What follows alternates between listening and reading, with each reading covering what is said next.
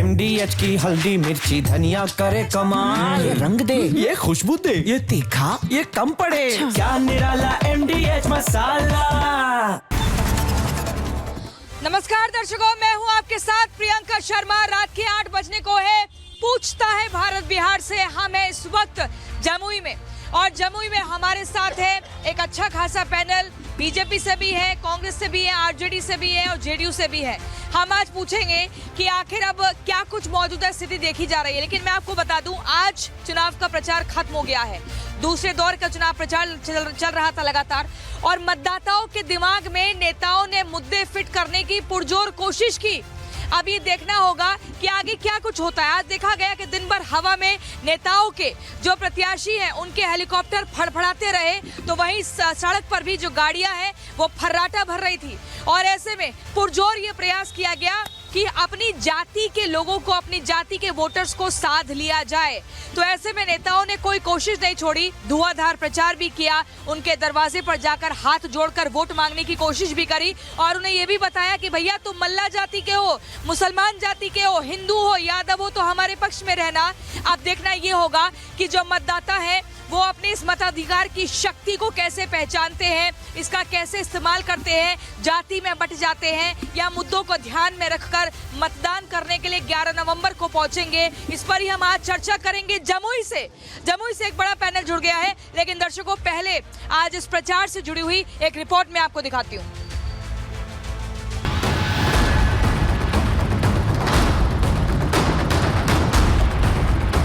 पहले चरण में जंगल राज वालों को 65 वोल्ट का झटका लगा है। पहले चरण में जो चुनाव हो चुका उसमें लालू की पार्टी का सुपड़ा साफ। 16 तारीख को आपको बिहार में एक नया राजनीतिक इतिहास बनते हुए पूरे बिहार की जनता जो है आशीर्वाद दे रही है। इस बार बदलाव के लिए वोट किया।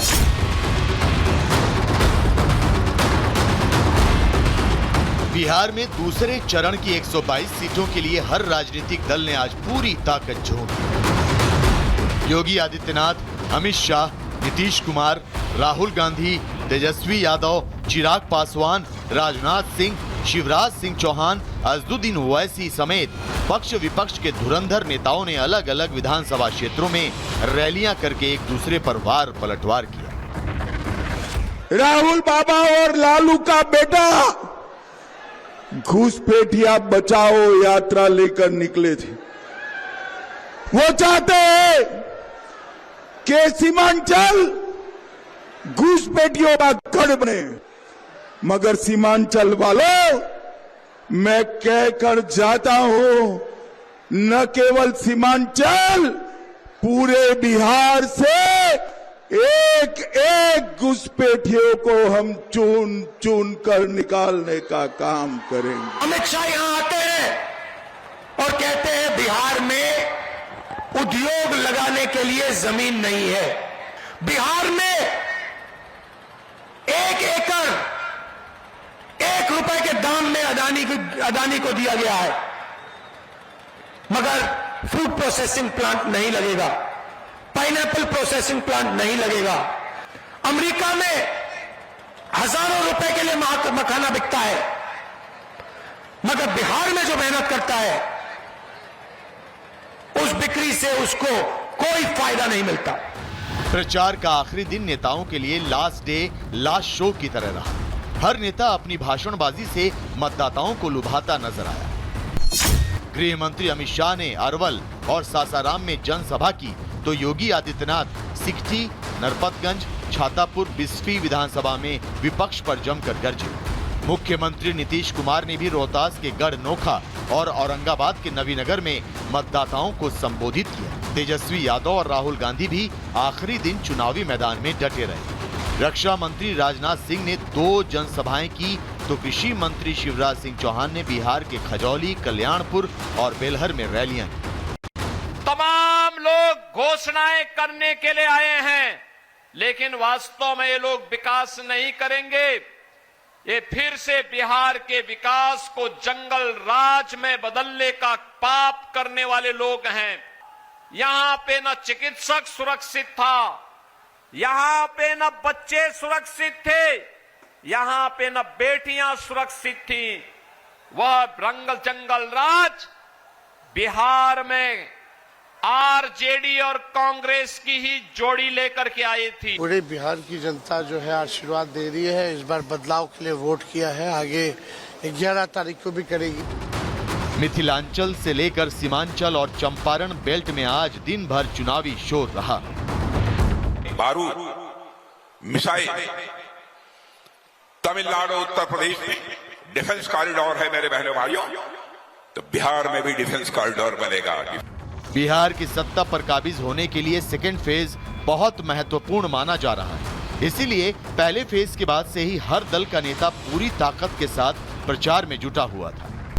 सेकेंड फेज में यूपी के सीएम योगी आदित्यनाथ ने 33 रैलियां और 1 रोड शो की, तो सीएम नीतीश कुमार ने 30 रैलियां की। पीएम मोदी ने भी सेकेंड फेज में 8 जनसभाओं को संबोधित किया। गृह मंत्री अमित शाह ने 18 रैली, 1 रोड शो किया। राहुल गांधी 7 और प्रियंका गांधी ने 8 रैलियां की, तो तेजस्वी यादव ने सबसे ज्यादा 60 रैलियां और जनसभाएं सेकेंड फेज में की हैं। असदुद्दीन ओवैसी भी करीब 50 जनसभाओं में पहुंचे थे। उठाओ तो सच आएगा, अगर तुम बातिल हो तुम तो हक आएगा, तुम अंधेरा हो तो पतन छाप नूर लाएगा, अगर तुम जाहिल हो तो पतन छाप इल्म लेकर आएगा। तो लगा हमारे साथ नारा, सीमांचल जिंदाबाद। चुनावी प्रचार रुकने के बाद अब गेंद मतदाताओं के पाले में है। पहले फेज में 64% से ज्यादा मतदान हुआ है। ऐसे में दूसरे फेज के मतदाताओं का उत्साह भी देखने लायक होगा। प्रचार के धुरंधरों को जनता कितने नंबर देगी ये तो 14 नवंबर को ही पता चलेगा। लेकिन आज नेताओं ने ताबड़तोड़ रैलियां कर रिकॉर्ड तोड़ दिए। बड़े बड़े वादों और दावों के साथ प्रचार खत्म कर नेता लौट चुके हैं। लेकिन अब बारी जनता के बाहर निकलने की है। वोट की ताकत से बिहार की सत्ता चुनने की। Bureau report, Republic Bharat. और मैं जल्दी से आपको बता दूं कि हमारे साथ चर्चा में कौन होगा। हमारे साथ है जेडीयू से सोनू रावत जी हैं, हमारे साथ सीपीआई एमएल से हैं बाबू साहब सिंह, हमारे साथ बीजेपी से अयोध्या राम चंद्रवंशी जी जुड़ गए हैं और हमारे साथ आरजेडी से मोहम्मद हलीम साहब जुड़ गए हैं। हलीम साहब ये बताइए, सीमांचल से कौन जिंदाबाद, किसकी जय जयकार हो रही है? हर जगह लहर चल रहा है, कहीं पर कोई दिक्कत नहीं है। ऐसा नहीं है कि कहीं दिक्कत है, यह दोनों का संगठन भी चल रहेगा। अब मुसलमान को ये समझ आ रहा है कि वो उसको किसके पास जाना है, क्योंकि जहां पर आप लोगों को तरजीह दी जा रही थी वहां पर मल्ला हो गया। अब एम से मुस्लिम नहीं, अब मल्ला हो गया। ये जाति भेद कर नहीं है, यहाँ नहीं है। ये कोई जाति का मामला नहीं है, ये बदलाव का एक समस्या है। इस बार सरकार को बदलने का सबको पब्लिक लोग मन बना लिए हैं और बाकी सबको मन में है कि कहाँ वोट देना है, वो तो सब मन में फैसला कर चुका है। मन में सब फैसला कर चुका है कि वोट कहाँ पर देना है अब दूसरे चरण में। लेकिन जो पहले चरण में बम्पर वोटिंग हुई है उससे आपने क्या मूड भापा है जनता का, क्या समझे हैं? वो तो बदलाव की बात कर रहे हैं। देखिए, सारे टीवी चैनल और पब्लिक का जो ओपिनियन है वो यह बता रही है कि इसे पहले चरण के चुनाव में आरजेडी वाले बिल्कुल उनका सुपड़ा साफ हो गया है। अच्छा। और एनडीए का बम्पर जीत हो रहा है। बम्पर जीत हो रहा है बम्पर वोटिंग के साथ। जी, प्रचंड बहुमत से हम सरकार बनाने जा रहे हैं इस बार भी। ये तो कह रहे हैं कि प्रचंड बहुमत से सरकार बनाएंगे। देखिए, इस बार बिहार के नौजवानों ने, बिहार के किसानों ने, बिहार की महिलाओं ने बढ़ चढ़ कर इस लोकतंत्र में अपनी हिस्सेदारी लिया और बिहार की जनता ने जो परिवर्तन का सपना देखा है, जो 14 तारीख को परिवर्तन दिखेगा।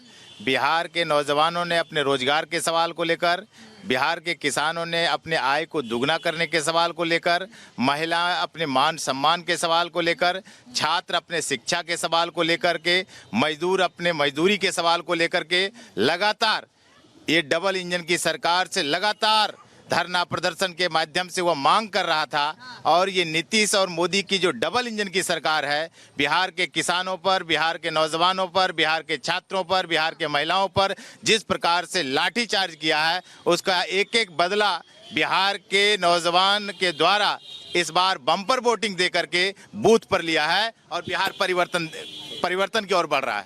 कह रहे हैं लाठी का जवाब अब ईवीएम मशीन पर बटन दबा कर दिया जाए। लाठी की बात ही करेंगे ये लोग। इन लोगों का ये नेचर है, जैसे ही इनके प्रत्याशी चुनाव जीतते हैं तुरंत पगड़ी बांधा, बांध लो पगड़िया, रेत ले, लाठी घुमावन, तेल पिलावन, ये नारा बुलंद करने वाले ये लोग हैं। और ये सीपीएम के लोग हैं जिन्होंने लाल सलाम का नारा बुलंद किया और बिहार की धरती को रक्त रंजित इन लोगों ने किया। 2005 के बाद कट्टा से कलम पर बिहार को लाने वाले माननीय मुख्यमंत्री नीतीश कुमार जी हैं। ये महिला के सम्मान की बात करते हैं। इनके शासनकाल में एक आईपीएस की पत्नी के साथ 2 साल लगातार बलात्कार किया गया और कोई कार्रवाई नहीं हुई। ये महिला के सम्मान की बात करेंगे। ये महिला सम्मान की बात करेंगे। मुजफ्फरपुर सेंट्रल होम की जो घटना घटी उसमें जेडीयू के बड़े बड़े नेताओं शामिल थे और हमने देखा कि किस प्रकार से छोटी छोटी बच्चियों के साथ उत्पीड़न किया गया, शोषण किया गया, उनका बलात्कार किया गया। ये हमको पाठ पढ़ाएंगे। हाल के दिनों में हमने देखा कि प्रियंका जी, मजाल था कि 2005 के पहले प्रियंका जी आर भारत का डिबेट इस कचहरी चौक पर बिना पुलिस की सुरक्षा के कर लेते। मजाल था क्या? 2005 के पहले हमारी माताएं बहनें घर से निकलने से डरती थी। माननीय मुख्यमंत्री जी ने बच्चियों को साइकिल दिया ताकि पढ़े बिहार। अरे चुप रहिए ना, कुछ नहीं। अस्पताल में सुरक्षित नहीं है। हमने देखा कि पारस अस्पताल में चंदन मिश्रा की हत्या हुई, पटना में गोपाल खेमका की हत्या हुई, यहाँ पर जमुई जेल के अंदर हमने देखा कि डब्लू चौधरी की पीट कर हत्या हुई। आपके शासनकाल में ना लोग सड़क पर सुरक्षित है ना अस्पताल में। सुनिए प्रियंका जी, सुनिए, हम आपको बता देते हैं। देखिए, अपराधी घटना किया और घटना घटी 24 घंटे के अंदर बिहार सरकार की। अरे सुनिए ना भैया, सुनिए पहले। 24 घंटे के अंदर पुलिस ने कार्रवाई की और सभी जेल के सलाखों के पीछे हैं। अरे वो दिन मत भूलिए जब आप लोग तेजाब से नहला देते थे लोगों को और कोई कार्रवाई नहीं होती थी, कोई कार्रवाई नहीं होती थी। आप सुनिए, अगर आपको उदाहरण देखना है तो कल का देख लीजिए न्यूज चैनल, कल का न्यूज चैनल देख लीजिए। आरजेडी के कार्यकर्ताओं ने एनडीए कार्यालय के सामने में एक महिला प्रत्याशी के सामने किस तरह से गुंडागर्दी किया है, पूरा न्यूज चैनल उठा के देखिए। अब मुझे बताओ, 1 मिनट हो गया। हलीम साहब ये बताओ, ये 65 वोल्ट का झटका लग गया क्या तेजस्वी को? नहीं, बिल्कुल नहीं। मोदी जी कह रहे हैं, कहने से क्या होगा? कह रहे हैं इतनी बम्पर जब वोटिंग होती है ना तो सरकार रिपीट करती है। आप ठीक है, आप आए हैं जमुई, कोई दिक्कत नहीं है। दिक्कत की क्या बात है? हवा पहले पता लगा लीजिए कि किधर जा रहा है, पब्लिक से पूछिए। अब पब्लिक से पूछने का समय नहीं है ना, अब तो वो समय गया। अब हम सिर्फ नेताओं से बात करेंगे। भैया, इतनी भीड़ जुटाने का कोई फायदा नहीं, हम सिर्फ नेता से बात करेंगे। बदलाव का रास्ता पर सब चले आए हैं, बदलाव होगा। किसी तरह से कोई दूर राय नहीं है। ये बदलाव होगा। अरे 1 मिनट, अब ठीक है, आप लोग अपना काम कीजिएगा ना, वोट डालकर हमको इनसे बात करने दो। ये बदलाव कैसा होगा? कैसे बदलाव? एक ही बात कर रहे हो, एक ही राग अलाप रहे हो, बदलाव। कैसा बदलाव? आप तो बगल में सुन चुके हैं किस तरह से बाबू साहब अभी बोल के गए, तो उसी तरह आप सोच लीजिए। और ये सब कुछ होने वाला नहीं है और कुछ होगा भी नहीं। वो कह रहे हैं पहले महिलाएं सुरक्षित नहीं थी, अब तो सब उस सब गलत ये सब बात है। ये सब ऐसा नहीं है। साल पहले वाला बात करते जी, अभी तक देखिए ये लोग, ये विपक्षी लोग बदलाव की बात करते हैं। किस चीज का बदलाव? आज 2000 पहले बिजली आती नहीं थी। हम लोग 12 बजे 1 बजे रात को पंखा से डोलाते रहते थे, कब आएगा बिजली। तेजस्वी ने कह दिया कि भैया ये तो मोदी को लेकर कि 65% जो आरक्षण था वो खा गए। जी नहीं, कैसे खा गए? 65% आरक्षण कहाँ से दिए? अपने घर से दे दिए। अरे जब वो मुख्यमंत्री थे तब 65% आरक्षण मिला था, उन्होंने दिया। फिर सुप्रीम कोर्ट ने हाईकोर्ट के फैसले पर रोक लगा दी, लेकिन वो कह रहे हैं कि मोदी खा गया। बता दूं मैं कि जब तेजस्वी यादव के पिताजी की सरकार थी तो इन्होंने अति पिछड़ा जो महत्वपूर्ण जनसंख्या है बिहार में, अधिक संख्या है, उसको अलग से आरक्षण देने के लिए कभी नहीं उन्होंने ये किया, कोशिश किया, उन्होंने नकार दिया।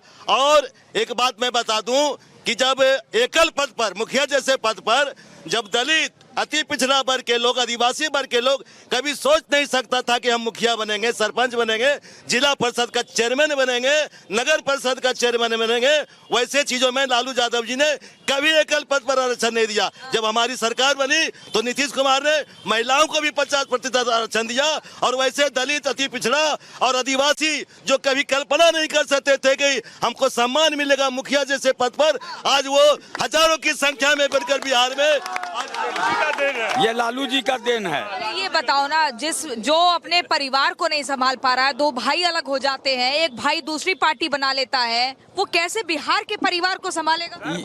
वो सब बात है। इस वक्त सारे लोग का एक ही जुबान में दिमाग में घुस चुका है कि बदलाव होगा और बदलाव होगा। कितना बोलना है बोलते रहिए, उससे कोई फर्क नहीं पड़ता है। तो वोट चोरी मुद्दा बनेगा? अरे चोरी करे, कुछ करे, मगर बदलाव होगा। चोरी, सारे जो चोरी किया जा रहा है सारा मुद्दा बनेगा। बिहार का मुद्दा है नौजवानों को रोजगार, छात्रों रोजगार। एक मिनट, रोजगार एक मिनट भैया सुन लेना, हमारी बात भी सुन लो। रोजगार कैसे मिलेगा? रोजगार, कल कारखाना खोला जाएगा, रोजगार मिलेगा। आज पूरे बिहार में सबको नौकरियां कैसे मिलेंगी? सबको, लोगों को शिक्षा मिलेगा, लोगों को नौकरियां मिलेगी। आज हर घर को नौकरी मिलेगी। आज बिहार में जो कुल साक्षरता का प्रतिशत है उसमें मात्र 7% लोग ही हायर एजुकेशन पा रहे हैं। कह रहे हैं कि जो खुद 9वीं पास नहीं है वो क्या दूसरों को पढ़ाएगा, ऐसा बोल रहे हैं विपक्षी के वो सत्ता पर। प्रधानमंत्री तो डिग्री नहीं दिखा रहा है। इनके प्रधानमंत्री, इनसे पूछिए कि प्रधानमंत्री का डिग्री क्या है। सत्ता बख्शी डिग्री बता दे। अरे सुन लो डिग्री बता दे। नहीं, आप मेरी बात सुनो। आप मुझे बताओ, ये बोला है महागठबंधन में सर तेजस्वी ने कि हर घर को एक सरकारी नौकरी देंगे, वो नौकरी कैसे मिलेगी ये बता दो बस मुझे। जैसे आप जो कह रहे हैं कि हम 2 करोड़ महिलाओं को 2-2 लाख रुपया देंगे, आप कैसे देंगे ये भी बतला दे। कैसे देंगे? क्या हम जवाब दे देते हैं। अरे भैया सुनिए, 316 लाख करोड़ का बजट है बिहार का। 3 लाख करोड़ है ना, 3 लाख करोड़ का। अभी बताए कि 2-2 लाख रुपया 2 करोड़ लोगों को कैसे देंगे? मतलब अगर वो जुमला कर रहे हैं, अगर वो जुमलेबाजी कर रहे हैं तो आप भी कर रहे हैं, तो आप भी कर रहे हो, आप भी कर रहे हैं। 17 महीने के शासनकाल में हमने 5 लाख लोगों को हमने नौकरियां दिया। और ये नीतीश कुमार की दूरदर्शी सोच का नतीजा था बाबू भैया। और सुनिए, आप जिस शिक्षा की बात कर रहे हैं ना, आप किस शिक्षा की बात कर रहे हैं? आपके जमाने में लोग मैट्रिक पास करता था तो बड़का आदमी बन जाता था। भैया मैट्रिक पास कर गए हैं और अभी सुनिए 5 रुपए में ITI और 10 रुपए में पॉलिटेक्निक की शिक्षा का अगर कोई दे रहा है पूरे विश्व में तो वो मात्र एक राज्य है। और महिलाओं को 2 लाख रुपए कैसे पहुंचाइएगा? हाँ, मैं बता रहा हूँ महिलाओं को। आप जो कह रहे हैं कि कैसे पहुंचाया जाएगा, 10-10 हजार रुपए सभी के अकाउंट में डाल दिया गया। और सुनिए ना, अरे भैया जो जुमला कह रहे हैं ना, उसकी माँ भी पैसा उठा चुकी, बाबू भैया के परिवार में भी पैसा उठाया। 10-10 हजार रुपया हमारी सरकार ने सभी महिलाओं को रोजगार के लिए दिया है। ये विपक्ष लोग अफवाह उड़ाते हैं कि वो पैसा असूल लेगा, लोन दिया जा रहा है। ऐसा बात नहीं है। हमारी सरकार ने महिलाओं को स्वावलंबन के लिए, रोजगार के लिए 10,000 रुपया दिया है। और उन्होंने बता दिया 20 वर्षों में बिहार सबसे अशिक्षित राज्यों में गिना जाता है। ये नौकरी कैसे दोगे? नहीं वो छोड़ो, नौकरी पहले मुझे बताओ, नौकरी कैसे दोगे? हमने दिया 17 महीने में हमने 5 लाख लोगों को रोजगार। हर घर में सरकारी नौकरी कैसे दोगे? घर में देंगे। आप दे दो। आप जब हम सत्ता में, बजट नहीं है, बजट हम देंगे। कैसे? आप जैसे आप तो कह रहे, एक मिनट आपने कह रहे थे, आपने कहा कि रोजगार देने के लिए, आपने कहा नौकरी के लिए ये क्या, कहाँ से पैसा लाएंगे? कैसे हमने रोजगार दिया? हमने रोजगार दिया, हमने नौकरियां दी है। चलो अब ये बताओ, इधर आते रहो ना। इस बार तेजस्वी सरकार तय है। मुझे ये बताइए, ये कहा गया कि जो महागठबंधन है उसमें MY की राजनीति होती है, मुसलमान और यादव, लेकिन इस बार मुसलमान एकदम किनारा कर दिया गया, इस बार मल्ला और यादव हो गया, तो दिल नहीं दुखी हुआ? सुनिए, हर एक मिनट सुनिए ना, हर लोग के दिलो दिमाग में जा चुका है क्या बदलाव होगा। अगर बदलाव नहीं होता है तो सारे नौजवानों को कहां से नौकरी मिलेगा, सब कुछ होगा। पहले वो तो खुद ही पहले सब आरजेडी में था और कुछ नहीं। आप चाहे जो जितना बोल लीजिए उससे कोई फर्क नहीं पड़ने वाला है, चाहे जो जितना बोल लीजिए कोई फर्क नहीं। पूरे बिहार वो कह रहे हैं, रुकिए, वो कह रहे हैं चाहे कितना बोल लीजिए बदलाव होगा, चाहे 300 रैलियां कर लो या 400 रैलियां कर लो, रैलियों का कोई प्रभाव नहीं पड़ेगा।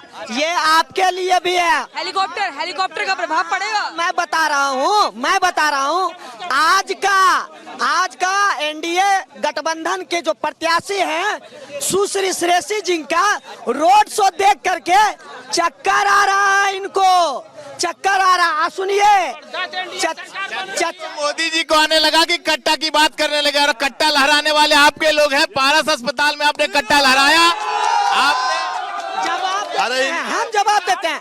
अरे भैया सुनिए, अरे सुनिए ना, क्या बात करते हैं आप? अरे सुनिए प्रतिमा जी, ये वही लोग हैं जो कहते हैं आवे दे भैया के सत्ता के कट्टा सट्टा के उठा लो वो घारा से रे। कौन है ये लोग? देखिए मेरा एक सवाल है, मैं सवाल पूछ रही हूँ, मैं दोनों से पूछ रही हूँ कि विकासवाद पर भी लगातार धुआंधार प्रचार किया गया, जंगल राज का भी बार बार जिक्र किया गया, धर्म का भी किया गया, जाति का भी किया गया, मुद्दों को भी गिनाया गया और रोजगार को लेकर भी कहा गया, और अलग अलग कुछ जुमलेबाजी भी दोनों ही तरफ से की गई, ऐसा लोग कह रहे हैं।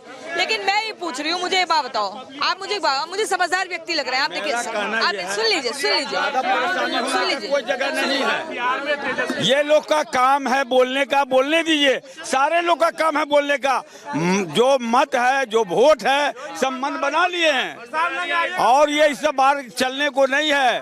और इस बार जो है सारा देख रहे लहर देख के बात कीजिए। ये कट्टा दुनाली वाली सरकार चाहिए या फिर विकासवाद वाली चाहिए? विकास वाली सरकार चाहिए। बिहार में नौजवानों को रोजगार देने वाली सरकार चाहिए, किसानों की आमदनी को दुगना करने वाली सरकार चाहिए, महिलाओं को सम्मान देने वाली सरकार चाहिए, यहाँ के छात्रों को शिक्षा देने वाली सरकार चाहिए, यहाँ गरीब भूमिहीनों को 5-5 डिसमिल जमीन देने का वाली सरकार चाहिए। यहाँ पर आज जो हम देख रहे हैं कि यहाँ पर जो लगातार जो क्राइम, करप्शन और कम्युनलिज्म हावी है, इसको खत्म करने वाली सरकार चाहिए। कट्टा और दुनाली चलेगा? ये कट्टा और दुनाली तो इनके शासनकाल में चल रहा है। क्या बात, चुप भैया, क्या बात करते हैं? क्या भैया, शांति से जवाब सुनिए, बाबू भैया शांति से जवाब सुनिए। अरे भैया सुन लीजिए। मैं भैया ऐसे डिबेट नहीं कर पाऊंगी। यहाँ तो वर्दी सुरक्षित नहीं है। आप लास्ट में जवाब, पूरा सवाल पूरा होने दीजिए, जवाब देंगे। शिक्षा की बात करते हैं, इनके समय में गिना चुना मिडिल स्कूल हुआ करता था। आज माननीय मुख्यमंत्री नीतीश कुमार जी ने हर पंचायत में एक हाई स्कूल देने का काम किया। और ये शिक्षा की बात करते हैं, माननीय मुख्यमंत्री जी ने महिलाओं को, बच्चियों को साइकिल खिलाई, पढ़ाई, दवाई, स्कूल तक पहुंचाया ताकि बच्चियां घर से बाहर निकल सके। और जिस बिहार में बेटियां घर से बाहर नहीं निकलती थी, आज उस बिहार की बेटी, सुनिए पूरा बात को, उस बिहार की बेटी आज देश की रक्षा कर रही है, राज्य की रक्षा कर रही है। भैया एक मिनट, ये बिहार में मणिपुर और सुन ले की घटना हुई कि नहीं? देखिए, ये लोग अपराध की बात करते हैं। 2005 के पहले, अरे चुप रहो ना भैया, चुप रहो ना। 2005 के पहले बिहार में जब बच्चे स्कूल जाते थे तो उनके माँ बाप चिंतित रहता था कि हमारा बच्चा पढ़ के स्कूल से आ सकेगा कि नहीं आ सकेगा।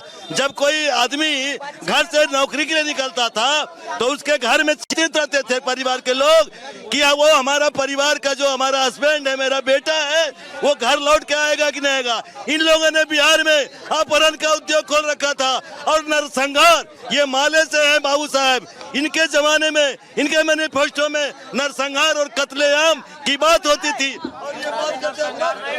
ये बात कर रहे हैं हम तो एक ही बात बोलेंगे। आप बदलाव के अलावा कुछ और बोलो। उसके नए बदलाव है। अरे मुझे वजह बताओ ना। अब बदलाव होगा, ठीक है, 14 नवंबर को देखेंगे। अल्लाह ने शांति सुनिए ना। आप पहले देख रहे हैं क्या जरूरत है लंदफंद बगने का? लंदफंद बगने से नहीं चलता है। अच्छा बात करना चाहिए, लोगों को समझ से बात करना चाहिए। अगर अच्छे बात कीजिएगा तब ना लोग सटेगा, और गलत बात करने से कोई फायदा नहीं है। कौन गलत बात कर रहा है? कोई भी हो। कौन सी गलत बात? हमारा कोई भी हो, कोई गलत बात। अरे गलत बात कौन सी? गलत या बता रहे हैं आपको, इस वक्त जो है एक ही लफ्ज मेरा है, बदलाव, और सारा समस्या का बदलाव है।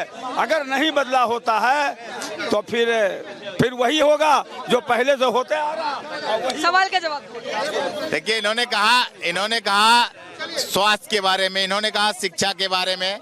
आज आप बिहार की अगर स्थिति देख लें तो जो विश्व स्वास्थ्य संगठन का जो आंकड़ा है कि प्रति 1000 आबादी पर एक डॉक्टर होना चाहिए, आज आप जमुई की में आप शो कर रहे हैं। आप मुझे बताइए, जो इतनी बम्पर वोटिंग पड़ी है, ये कहा जाता है, अगर हम थोड़ा इतिहास को पलटे, कि जब जब बम्पर वोटिंग होती है वो ये होती है कि भाई ये सरकार बनी रहे, उसके मायने क्या है? नहीं, ये जब बम्पर वोटिंग हुई है, सत्ता परिवर्तन हुआ है।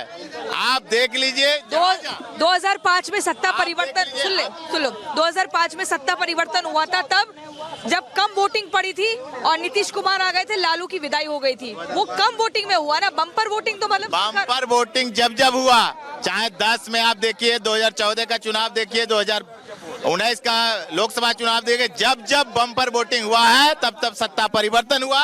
बिहार अरे हलीम साहब, ये बताइए बम्पर वोटिंग का मतलब क्या होता है? बम्पर तो यही लोग बता देगा, हम लोग को क्या पता है। आपको नीतीश कुमार ने या मौजूदा सरकार ने क्या कुछ दिया? लालू के राज में क्या आपको लगा कि क्या चीज थी, और अभी के राज? लालू के राज में हम लोग को बहुत कुछ मिला। क्या मिला? आज लालू के राज जो है, उस तरह से जो दिया है वो तो सारे लोग देख रहे हैं, और इस राज्य में यही मिल रहा, उलट पुलट, और देख रहे हैं। हमको बोलने से क्या मतलब है? ये तो सारा जहां बोलेगा, पब्लिक बोलेगा, हम क्या करेंगे बोल के? एक क्वेश्चन भैया, चाचा लो एक क्वेश्चन, शांति से एक क्वेश्चन तुम लोग एक क्वेश्चन बाबू भैया, एक क्वेश्चन करेंगे और डिबेट छोड़ करके चल जाएंगे। बोलो। इनसे पूछिए कि सिकंदरा विधानसभा है, वहाँ 2 प्रत्याशी हैं, आरजेडी के उदय नारायण चौधरी, कांग्रेस के विनोद चौधरी, ये लोग किसके साथ हैं? कह रहे हैं कि आप जंगल राज की बात करते हो, इस सरकार के टाइम पर तो महाजंगल राज देखा है सबने, ऐसा बोल रहे हैं। एनसीआरबी के आंकड़े बताते हैं कि दूसरे नंबर पर आता है बिहार राज्य क्राइम के मामले में, अपराध के मामले में। अभी का देखिए और 2005 का भी आंकड़ा उठा करके देखिए। वो छोड़ी 2005 में क्या हुआ, अभी क्यों हुआ ये बताइए ना। मैं कह रहा हूँ घटनाएं घटी हैं, इसको झुठलाया नहीं जा सकता है, लेकिन तुरंत ही 24 घंटे के अंदर अपराधी जेल के सलाखों के पीछे है। कह रहे महिलाओं को चुनावी घूस क्यों दी गई? देखिए, चुनावी घूस नहीं दिया गया। तो ना देखिए, ये लोग बार बार बदलाव की बात करते हैं, जबकि ये लोग दिल पर आत्मा पर हाथ रख के बोले कि जो किसान निधि का पैसा आता है बाबू साहब लेते हैं कि नहीं लेते हैं? जो 400 रुपया वृद्धा लेते हैं।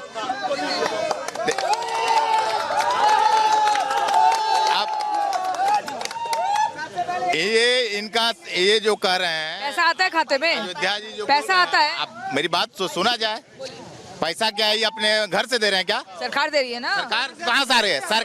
सरकार के खजाने में जनता का टैक्स का पैसा है, वेलफेयर पर उनको खर्च करना है। उन्होंने वादा किया था जनता को हम कर रहे हैं, तो फिर उसे आप बात कर रहे हैं।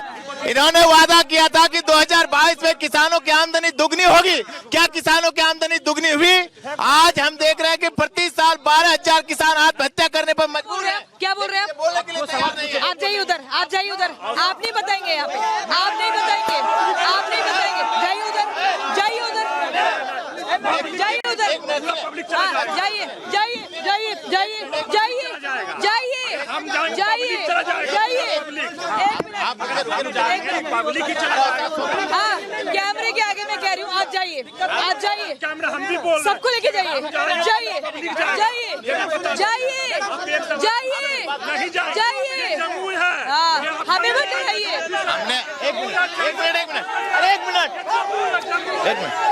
हमने हमने हमारा अब ये क्या है? एक मिनट ये बदलाव आएगा, ये बदलाव आएगा, ये बदलाव आएगा। बोलिए। बात वो जनता है, हमारी बात आप सुने। इन्होंने किसानों की बात कही, हमने कहा कि किसानों की आमदनी दुगनी होने की बात कहा गया था। वो कह रहे हैं किसान वाला पैसा आपके खाते। सरकार की सारी योजनाओं का लाभ लेंगे। ले रहे हैं, सारे लाभ ले रहे हैं। सारे योजनाएं जो चल रहा है वो सबका। पुरानी योजनाएं हैं। और इन्होंने आप मुझे मेरे भैया सुनना है तो बोलिए, मैं बोलने दूंगी। मेरे सवाल का जवाब दीजिए। हाँ, कितनी सरकारी योजनाओं का लाभ आपको अब तक मिला है, ये बताओ मुझे। हम सारे सरकारी योजना का लाभ हम लेंगे, इसलिए हम भारत के नागरिक हैं। हम भारत के नागरिक हैं और ये सरकार, ये भारत के खजाने में जो टैक्स की पैसा वो हिंदुस्तान के नागरिकों का है, किसानों का है। मिलता था। जानते हैं भैया एक सेकंड, जानते हैं उल्लू जो होता है ना, उल्लू उसको सूर्य का रोशनी नहीं दिखता है। उल्लू को सूर्य का रोशनी नहीं दिखता है, तो क्या हुआ? सूर्य उदय नहीं हुआ। उसी तरह ये लोग हैं, जान रहे हैं कि विकास हो रहा है लेकिन विरोध करना। वो कह रहे हैं अगर पैसा आया तो जनता के टैक्स का पैसा है। कौन सा घर से लाया? पहले जनता का टैक्स का पैसा नहीं था। जो लोग आते थे बाहर से, लोग बिहार में, हम लोग यहाँ से 8 घंटा 10 घंटा लगता था पटना जाने में। आज हम जम्मू से 3 घंटे में पटना पहुँचते हैं। पहले पैसा नहीं था, था कि नहीं था? बिजली क्यों नहीं थी? सड़क क्यों नहीं था? वो कह रहे हैं अगर आपने सरकारी योजनाओं का लाभ दिया है तो जनता का पैसा। इनको 15 सुनिए ना, हम करे तो रासलीला, मतलब तुम करो तो रासलीला, हम कर दिए तो कैरेक्टर ढीला। विकास की बात करेंगे, बिहार अरे विकास की बात कर रहे हैं, आंकड़े की बात करें, आंकड़े पर बात कीजिए। आप बताइए कि जम्मू जिला में 269 प्राथमिक उप स्वास्थ्य केंद्र हैं। यहाँ के तमाम लोगों से पूछना चाहता हूँ कि 269, आप बात सुनने। चलिए ठीक है। देखिए, दूसरे चरण का मतदान अब खत्म हो चुका है। दूसरे चरण का धुआंधार दूसरे चरण का जो प्रचार हो रहा था वो खत्म हो चुका है। मतदान होना है 11 नवंबर को। 14 नवंबर को नतीजे आएंगे। ये देखना होगा किसके पक्ष में आते हैं, क्योंकि जो बम्पर वोटिंग हुई है उस बम्पर वोटिंग से एनडीए वाले भी खुश हो रहे हैं, महागठबंधन भी खुश हो रहा है। लेकिन ये देखना होगा इस बम्पर वोटिंग से क्या वाकई 65 वाला जो वोल्ट है वो लगा है, या 65% आरक्षण का जो जिक्र हो रहा था आखिरी अंतिम समय में वो एक गेम चेंजर साबित हो गया। क्या कुछ होगा ये देखना होगा, इंतजार करना होगा। एक ब्रेक के लिए मैं रुक रही हूँ, आप देखते रहिए रिपब्लिक भारत। अब आया असली स्वाद। जब स्वाद के पड़े हो लाले तो MDH का चंकी चाट मसाला डालें। MDH का चंकी चाट मसाला। MDH